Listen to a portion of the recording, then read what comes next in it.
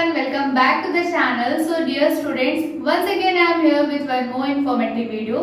तो आज की वीडियो ना बहुत ज़्यादा स्पेशल और इम्पॉर्टेंट है क्योंकि आज की इस वीडियो में हम डिस्कस करने वाले हैं बीएससी नर्सिंग के जो एकेडमिक्स एग्जाम होते हैं। ध्यान दीजिएगा, मैं यहाँ एंट्रेंस एग्जाम की बात नहीं कर रही हूँ, मैं बीएससी नर्सिंग एकेडमिक्स एग्जाम की बात कर रही हूँ। इट मीन्स दैट कि जब आपका बीएससी नर्सिंग में एडमिशन हो जाएगा, उसके बाद जो कॉलेज में आपका एग्जाम होगा उसमें आपको किस तरीके से आंसर लिखना है। ठीक है, मीन्स आज के वीडियो में हम डिस्कस करने वाले हैं बीएससी नर्सिंग के एकेडमिक एग्जाम्स के आंसर राइटिंग पैटर्न पे। ओके, सो देखो वीडियो को एंड तक देखना।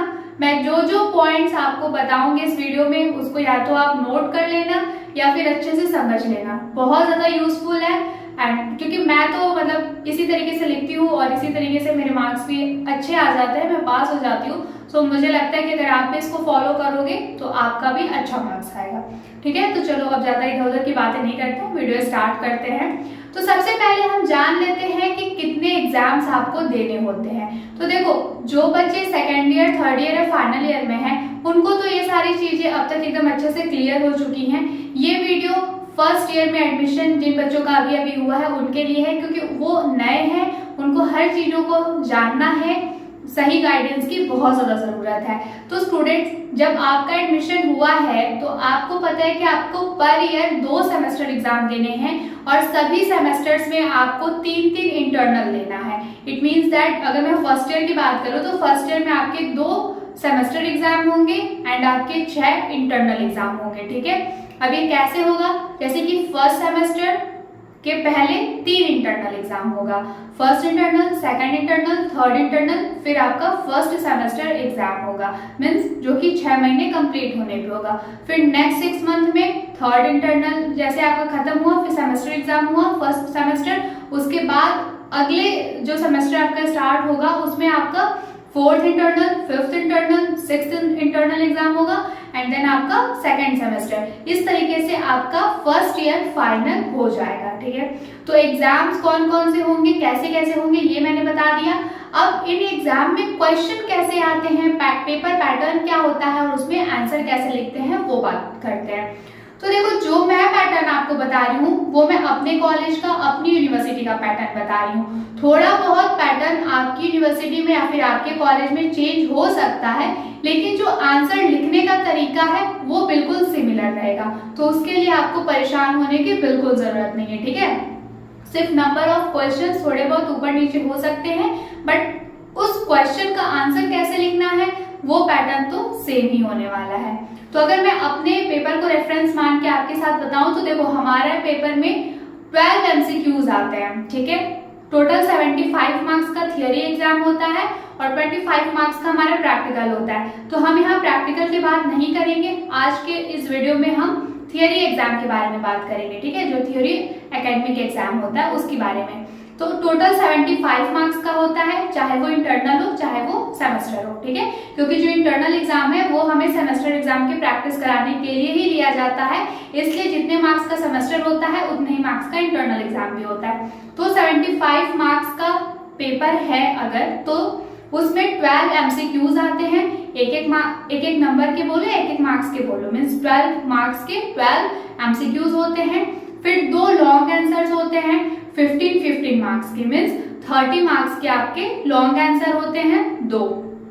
फिर 5 मार्क्स के शॉर्ट आंसर्स होते हैं जो कि 25 मार्क्स का आता है। फिर उसके बाद 4 2 मार्क्स के वेरी शॉर्ट आंसर्स होते हैं, मीन्स टोटल कितना हो गया 75। कैसे, 12 मार्क्स के एमसीक्यूज हो गए, 2 लॉन्ग आंसर, टोटल 30 मार्क्स का आपका हो गया, 15 मार्क्स ईच। ठीक है, फिर 5 मार्क्स ईच के 5 क्वेश्चन, 25 मार्क्स बनाएगा एंड देन आपका वेरी शॉर्ट 2 मार्क्स के 4 क्वेश्चन, 8 नंबर या फिर 8 मार्क्स बनाएगा, जिसको आप कैलकुलेट करोगे तो टोटल 75 मार्क्स आपका हो जाएगा। अब इसमें आंसर कैसे लिखना है, तो देखो जो एमसीक्यूज होता है वो आपको पता है, एक क्वेश्चन होगा, उसके 4 ऑप्शन होंगे, जो सही ऑप्शन होगा उसको आपको सेलेक्ट करना है, वो आंसर आपको आपकी कॉपी में लिखना है। ठीक है, OMR नहीं है यहाँ पे, जो आंसर करेक्ट है वो करेक्ट आंसर आपको अपनी आंसर शीट में लिखना है। तो एमसीक्यू में तो कोई डाउट ही नहीं है, हम पढ़ते हैं लॉन्ग आंसर के की तरफ, ठीक है। तो जो लॉन्ग आंसर 30 मार्क्स का है 2 क्वेश्चन, 15 मार्क्स के एक क्वेश्चन और 15 मार्क्स का दूसरा क्वेश्चन। अब देखो अगर कोई क्वेश्चन लॉन्ग आंसर में आता है तो उसको कैसे लिखते हैं। फॉर एग्जाम्पल लॉन्ग आंसर में एक क्वेश्चन आपसे पूछा है डिफाइन हेल्थ और वो है 15 मार्क्स का, 15 मार्क्स का, ठीक है। तो जस्ट आप डेफिनेशन लिख के छोड़ दोगे डिफाइन करके कि हाँ health is that health is a state of mental ऐसे करके, तो क्या उतने में आपको 15 मार्क्स मिल जाएगा? आप खुद सोचिए। अगर 15 मार्क्स का क्वेश्चन है इट मींस दैट कि जो एग्जामिनर आपका कॉपी इवैल्यूएट करेगा वो ये सोच के इवैल्यूएट करेगा उसको क्या चाहिए, उनको क्या चाहिए कि जिस टॉपिक के बारे में, जिस पर्टिकुलर बारे में आपसे क्वेश्चन पूछा गया है उसके हर एक पॉइंट को आप मेंशन करो और एक्सप्लेन करो, तब जाके आपको वो लॉन्ग आंसर पे अच्छे मार्क्स देंगे, ठीक है। देखो लॉन्ग आंसर 2 आता है, 15 मार्क्स का, मीन्स टोटल 30 मार्क्स का, लेकिन मैं एक लॉन्ग आंसर का एग्जाम्पल दे रही हूँ। सेम पैटर्न आपको दूसरे वाले लॉन्ग आंसर में भी फॉलो करना है, ठीक है। कंफ्यूज मत होना, हर एक पॉइंट को ध्यान से सुनना और समझना। तो मान लो एक क्वेश्चन आया लॉन्ग आंसर में डिफाइन हेल्थ और 15 मार्क्स का क्वेश्चन है, तो आपको क्या क्या उसमें लिखना है अब सुनो। सबसे पहले तो आप छोटा सा 2 लाइन का इंट्रोडक्शन लिखोगे, ठीक है, कि हेल्थ क्या होता है। फिर उसके बाद आएगा आपका डेफिनेशन, सीक्वेंस ध्यान से सुनना, आंसर लिखने का क्या सीक्वेंस होता है। कोई भी क्वेश्चन रहेगा उसका पहले आप इंट्रोडक्शन थोड़ा सा लिखोगे, फिर डेफिनेशन 2 लिखना होता है, डेफिनेशन 2 लिखना होता है, ठीक है। और एक डेफिनेशन वर्ल्ड हेल्थ ऑर्गेनाइजेशन का लिखना और एक डेफिनेशन किसी भी ऑथर की बुक जिससे आप पढ़े हो उस ऑथर का नाम, जो जैसे कि मान लो जिस भी बुक से आप वो पर्टिकुलर डेफिनेशन पढ़े हैं उस बुक का आप नाम लिख सकते हो, ठीक है। तो होता कैसे, मान लो World Health Organization that is WHO ने हेल्थ की जो डेफिनेशन दी है वो आपने लिखा ब्लू पेन से, देन आपको नीचे ब्लैक पेन से डैश करके वर्ल्ड हेल्थ ऑर्गेनाइजेशन लिखना होगा। फिर दूसरा डेफिनेशन लिखोगे, फिर वो डेफिनेशन आपने कहाँ से लिया है, कहाँ से पढ़ा है, कौन सी बुक से पढ़ा है या फिर किसी जर्नल से पढ़ा है, उस जर्नल या फिर उस बुक का नाम डैश करके आपको नीचे ब्लैक पेन से लिखना होगा। इस तरीके से आपका डेफिनेशन कंप्लीट होगा। बट 15 मार्क्स का क्वेश्चन है तो सिर्फ डेफिनेशन लिख के छोड़ नहीं सकते। अब इसमें आगे आपको क्या क्या लिखना है। अब सोचो कि हेल्थ में आपके सिलेबस के में हेल्थ से रिलेटेड वाली जो यूनिट है फर्स्ट यूनिट, उसमें हेल्थ का क्या क्या टॉपिक आपके सिलेबस में मेंशन है। आपको सभी टॉपिक को थोड़ा थोड़ा करके कवर करना है और स्पेसिफिक पॉइंट सबका आपको एक्सप्लेन करना है। एग्जाम्पल के लिए मैं बता दूं, मान लो इंट्रोडक्शन लिख दिए, 2 डेफिनेशन लिख दिए, फिर उसके बाद आप क्या लिख सकते हो, कॉन्सेप्ट ऑफ हेल्थ लिख सकते हो, ठीक है। फिर उसके बाद आप most important dimension of health लिख सकते हो। डायमेंशन ऑफ हेल्थ क्या क्या है, फिजिकल, फिजियोलॉजिकल, ठीक है, बायोलॉजिकल, सोशल, जितना भी है, मेंटल, इकोनॉमिकल, जितना आप पढ़े हो, ऑक्यूपेशनल मतलब अपडेट होता है, अब जितना भी डायमेंशंस पढ़े हो वो सारा डायमेंशन आपको पॉइंट भी लिखना होगा और उस पॉइंट को आपको एक्सप्लेन भी करना होगा क्योंकि लॉन्ग आंसर में पूछा है। फिर हेल्थ में और क्या लिख सकते हो, हेल्थ हेल्थनेस कॉन्टिन्यूम लिख सकते हो। मैं ये क्या क्या बोले जा रही हूँ, कौन कौन सा टॉपिक कहाँ से बात करूँ। अगर आपकी क्लासेस स्टार्ट हो गई हैं तो फाउंडेशन ऑफ नर्सिंग का फर्स्ट यूनिट यही है, हेल्थ एंड इलनेस, उसमें ये सारी चीजें हैं। इसलिए मैं इसका एक टॉपिक लेकर के आपको एग्जाम्पल बता रही हूँ कि किस तरीके से आपको एग्जाम में अपनी कॉपी लिखनी है, ठीक है। तो हेल्थ इलनेस कॉन्टिन्यूम डायमेंशन लिखे, उसको पूरा डिटेल में एक्सप्लेन किए, हेल्थ इलनेस कॉन्टिन्यूम लिखे, उसको एक्सप्लेन किए अच्छे से। फिर मैस्लो हायरार्की जो है वो ऐड कर दिए, उसको पूरा अच्छे से एक्सप्लेन किए। And at last role of nurse in maintaining good health. देखो जो भी आंसर पूछेगा, मतलब जो भी क्वेश्चन पूछेगा, उस क्वेश्चन में नर्सेस का क्या रोल है, सभी आंसर के लास्ट में जरूर ऐड करना, बहुत अच्छे नंबर मिलते हैं। जैसे कि हेल्थ के बारे में पूछा तो गुड हेल्थ को मेंटेन करने में क्या रोल होता है नर्स का, तो role of a nurse in maintaining a good health. इस क्वेश्चन का जब आंसर लिखना तो लास्ट में एक पॉइंट ये भी ऐड कर देना और सभी रोल को एकदम अच्छे से डिफाइन करना। और एक और बात मैं बता दूं, कॉपी में कभी भी स्टोरी मत लिख देना 3-4 पेज की। तो आप कहोगे अरे यार मैंने तो सारा चीज लिखा था, लेकिन स्टोरी के फॉर्म में, पैराग्राफ के फॉर्म में नहीं लिखते हैं। आपको हेडिंग बना बना करके पॉइंट वाइज आंसर्स लिखने होते हैं ग्रेजुएशन में, ठीक है। हेडिंग बना बना के पॉइंट वाइज आंसर्स लिखने होते हैं, स्पेशली नर्सिंग में। तो ये कुछ तरीका है लॉन्ग आंसर लिखने का। इंट्रोडक्शन, डेफिनेशन, वो भी 2, देन आप उसका कॉन्सेप्ट, मतलब जैसा क्वेश्चन पूछा है उसके रिगार्डिंग जो जो पॉइंट्स उसके अंदर आप मेंशन करोगे उसको डिटेल में एक्सप्लेन करते चलना पड़ेगा। एंड एट लास्ट आपको रोल ऑफ नर्सेस लिखना है उस पर्टिकुलर टॉपिक पे क्या है, ठीक है। तो इस तरीके से आप लॉन्ग आंसर लिखोगे। वीडियो में भी थोड़ी लंबी हो जाए बट लास्ट तक देखना, क्योंकि फर्स्ट ईयर है तो सब कुछ समझना बहुत जरूरी है, ठीक है। तो लॉन्ग आंसर एक मैं बता दी कैसे लिखना है, इसी पैटर्न पे आपको दूसरा लॉन्ग आंसर भी लिखना है। चाहे जितने भी लॉन्ग आंसर पूछेंगे आपको यही पैटर्न फॉलो करना है। क्या क्या है, क्या क्या डिटेल में एक्सप्लेन करना है, लास्ट में रोल ऑफ नर्सेस ऐड करना है, ठीक है। क्योंकि पूछा ही है ना long answer, it means that सभी पॉइंट्स को आपको एक्सप्लेन करना है। फिर आ जाते हैं शॉर्ट आंसर पे। शॉर्ट आंसर में अगर मान लो सेम क्वेश्चन, मतलब जैसे कि अब इस क्वेश्चन को लॉन्ग आंसर में ना दे करके शॉर्ट आंसर में दे दिया, तब आप क्या क्या डिफाइन करोगे। शॉर्ट आंसर, नाम से ये शॉर्ट, इसमें आपको पॉइंट्स तो सारे लिखने हैं लेकिन उसको डिटेल में एक्सप्लेन नहीं करना है, सिर्फ स्पेसिफिकली शॉर्ट नोट्स की तरह आपको आंसर्स लिखने हैं, ठीक है। मान लो डिफाइन हेल्थ, लॉन्ग आंसर में ना पूछ के शॉर्ट आंसर में पूछ लिया, तब क्या करोगे। इंट्रोडक्शन तो 2 लाइन का छोटा सा लिखोगे, 2 डेफिनेशन एकदम मैंडेटरी है, आपको लिखना है। उसके बाद कॉन्सेप्ट और डायमेंशन। अगर ये क्वेश्चन लॉन्ग में पूछा था तो आपने डिटेल में एक्सप्लेन किया था, लेकिन अब ये शॉर्ट में अगर पूछ लेगा, लॉन्ग में ना पूछ के शॉर्ट में पूछ लेगा, तो आपको डायमेंशन को डिटेल में एक्सप्लेन करने की जरूरत नहीं है। जस्ट छोटा छोटा point, specific point short notes की तरह आप एक्सप्लेन कर दोगे and at last role of nurses add कर दोगे। तो डिफरेंस क्या है, लॉन्ग आंसर में भी आपको सारे पॉइंट्स कवर करना है बट उन सारे पॉइंट्स को भी आपको डिटेल में एक्सप्लेन करना है।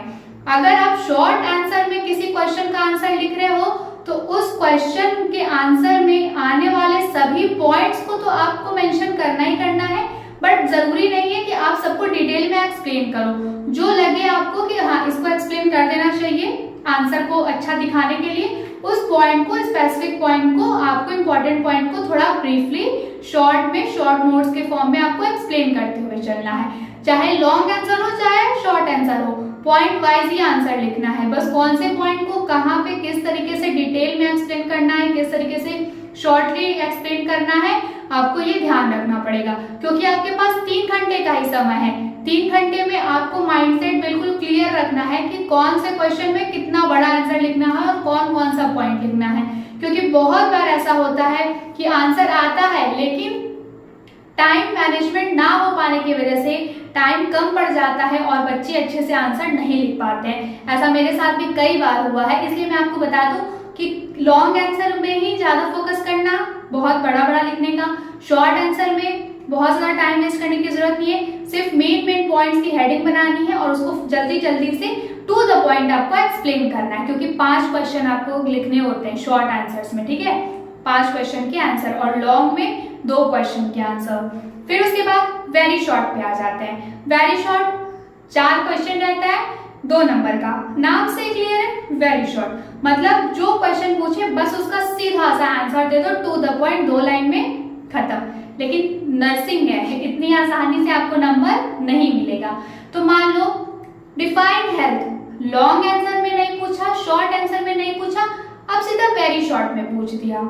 अगर लॉन्ग में पूछेगा तो कितना बड़ा लिखना है मैंने बता दिया, अगर शॉर्ट में पूछेगा तो कैसे लिखना है वो भी बता दिया। मान लो लॉन्ग शॉर्ट में ना पूछ के सीधा आपसे वेरी शॉर्ट में 2 नंबर का आ जाए तो आप सोचोगे कि अरे यार 2 ही नंबर का था, बस डेफिनेशन लिखो हटाओ। नहीं, नर्सिंग में कैसे लिखते हैं कॉपी, अगर वेरी शॉर्ट है तो यहाँ पे आपको पॉइंट्स को डिफाइन नहीं करना है लेकिन पॉइंट्स मेंशन जरूर करने हैं। मान लो डिफाइन हेल्थ आपसे 2 नंबर के क्वेश्चन में पूछ लिया तो डेफिनेशन जैसे आप अगर 15 नंबर या 5 नंबर में पूछ रहा था तो आप 2 डेफिनेशन लिख रहे थे, तो आपको यहाँ 2 डेफिनेशन लिखने की जरूरत नहीं है। वेरी शॉर्ट में पूछा है तो मान लो जस्ट डिफाइन हेल्थ पूछा तो आपको जस्ट एक डेफिनेशन लिख देना है, किसी भी ऑथराइज्ड ऑथर का लिखो, चाहे वर्ल्ड हेल्थ ऑर्गेनाइजेशन का लिख दो, नीचे मेंशन कर देना डेफिनेशन के कि कहाँ से आपने ये डेफिनेशन पढ़ा है। फिर उसके बाद आपको मान लो कॉन्सेप्ट है तो जस्ट पॉइंट बना दिया जल्दी जल्दी से, या डायमेंशन लिख दिया। मतलब जैसे मान लो डिफाइन हेल्थ पूछा तो हेल्थ में क्या क्या मेन है, हेल्थ का डेफिनेशन मेन है और हेल्थ का डायमेंशन मेन है, ठीक है ना, यही इंपॉर्टेंट है। अगर आपको इंपॉर्टेंट बताना हो तो वेरी शॉर्ट में जस्ट इंपॉर्टेंट पॉइंट्स लिखते हैं। डेफिनेशन लिख दिया, नीचे जहां से वो डेफिनेशन पढ़ा आपने उसका नाम मेंशन कर दिया, डायमेंशन इसमें इंपॉर्टेंट है तो डायमेंशंस ऑफ हेल्थ, और जो हेडिंग जस्ट हेडिंग क्या क्या होता है, physical, physiological, social, mental, economical, financial, occupational, जो भी आपने पढ़ा है जहां से भी पढ़ा है वो जस्ट आपको पॉइंट्स मेंशन करना है। बस 2 नंबर का आपको वेरी शॉर्ट आंसर हो गया। वेरी शॉर्ट वाले में टू द पॉइंट लिखना है, कोई कहानी नहीं भरनी है। तो अगर आप इस तरीके से आंसर लिख के आओगे अपने एग्जाम की कॉपी में, तो जब एग्जामिनर आपकी कॉपी इवैल्यूएट करेंगे तो उनको जब सारी चीजें टू द पॉइंट मिलेगी, इधर उधर की स्टोरी नहीं मिलेगी ना, तो वो आपको अच्छा मार्क्स जरूर देंगे। क्योंकि जो कॉलेज के इवैल्यूएटर्स होते हैं उनको स्टोरी नहीं चाहिए, उनको क्या चाहिए, आंसर चाहिए, एग्जैक्ट आंसर चाहिए, इधर उधर का आंसर नहीं, एग्जैक्ट आंसर। इसलिए हमेशा बोला जाता है कि रेफर बुक, रेफर नोट्स, मतलब जो भी जहां से भी पढ़ो चीजों का एक आपके पास होना चाहिए कि हाँ मैंने यहाँ से पढ़ा था, किसी ऑथर की बुक है, अच्छी बुक है, या फिर कहीं का जर्नल है, वर्ल्ड हेल्थ ऑर्गेनाइजेशन के साइड से कोई जर्नल पब्लिश हुआ, कोई रिसर्च पेपर पब्लिश हुआ, उसमें से पढ़ो, कहीं से भी पढ़ो, लेकिन वो प्रूव्ड होना चाहिए, ठीक है, कि ये चीजें हैं, एक्चुअल में है, आपको इधर उधर की स्टोरी बना के नहीं लिखनी है। सो आई होप कि आंसर को लिखने का क्या तरीका होता है ये आपको क्लियर हो गया होगा। बट स्टिल आपको कोई भी डाउट है so you can contact me. कभी कभी मैं वीडियो के कमेंट सेक्शन में बोल करके कॉन्टैक्ट डिटेल्स मेंशन करना भूल जाती हूँ, तो आपको घबराने की कोई बात नहीं है, बहुत सारे वीडियोस में है, आप उधर से देख सकते हो, या फिर जो मेरे चैनल का डिस्क्रिप्शन है उधर मेरा ईमेल है, मेंशन है, आप वहां से भी मेरे को कॉन्टैक्ट कर सकते हो, ठीक है। तो अभी भी कोई डाउट हो तो कमेंट सेक्शन में मेंशन कर देना, या फिर मुझे मेल कर लेना, डीएम भी कर सकते हो। So this is all about today's video. जल्दी मिलेंगे एक नई वीडियो में नए इंफॉर्मेशन के साथ। तब तक अपना ध्यान रखो, पढ़ाई करते रहो, खुश रहो, स्ट्रेस फ्री रहो और हेल्दी रहो।